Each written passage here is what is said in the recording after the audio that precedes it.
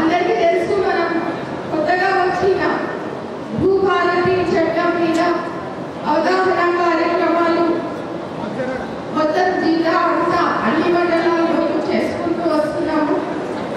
అదేవిధంగా ఈరోజు నవాపేటలో కూడా ఈ కార్యక్రమాన్ని ఏర్పాటు చేయడం జరిగింది. అయితే మేమందరం మాట్లాడక ముందు మీకు ఈ చట్టం గురించి ఈ చట్టంలో ముందు చట్టంలో ఇవ్వలేదు. అందుకని ఇప్పుడు ప్రభుత్వం ఏం చేసింది అంటే గత సంవత్సరం కాలంగా ఈ ధరణిలో ఉన్న లోపాలు ఏమిటి, దాన్ని ఏం చేస్తే బాగుంటుంది, ఎలాంటి మార్పులు చేయాలి అనేది చూసి కొత్త చట్టం తీసుకురావడం జరిగింది. ఆ కొత్త చట్టమే భూభారతి చట్టం. అమ్మ మీరందరూ కూడా తెలుసుకోవాలి, భూమి అంటే నా పేరు మీద లేదు కదా తెలుసుకోవాలి. మీకు అర్థం కాకపోయినప్పుడు తెలుసుకోవాలి. మీకు ఏం పోతుంది, ఆ భూమి చక్కగా రికార్డుల్లో ఎక్కిందా లేదా ఏం సంగతి అనేది మీరు కూడా తెలుసుకోవాల్సిన బాధ్యత మీ మీద ఉంది. ఈ కొత్త చట్టం కింద ఏముంటుంది అంటే మీకు ఏదైనా సమస్య ఉంటే మీరు మన ఎంఆర్ఓ గారికి దరఖాస్తు చేసుకుంటే 30 రోజుల లోపల విచారణ చేసి దాని మీద యాక్షన్ తీసుకోవాలి.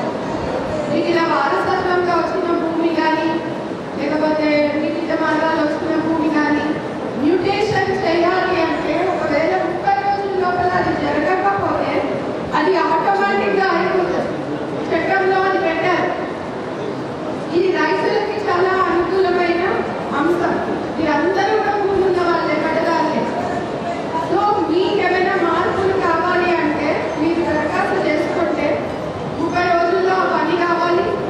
ఆ పని 30 రోజుల్లో మ్యూటేషన్ కాలేదంటే ఆటోమేటిక్గా మ్యూటేషన్ అనేది అయిపోతుంది. తర్వాత ఒకవేళ మీరు ఎంఆర్ఓ ఆఫీస్కి వెళ్ళి అక్కడ పని కాలేదు అంటే మీరు ఆర్టీఓ గారి దగ్గర అప్పీల్ చేసుకోవచ్చు.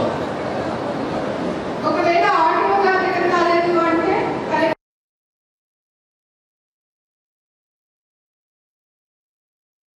భూభారతి చట్టం వచ్చిన తర్వాత మనకి ఎలా మేలు జరుగుతుందో, ఎందుకంటే ధరణి వచ్చిన తర్వాత చాలా మంది ఇబ్బందులు పడ్డారు.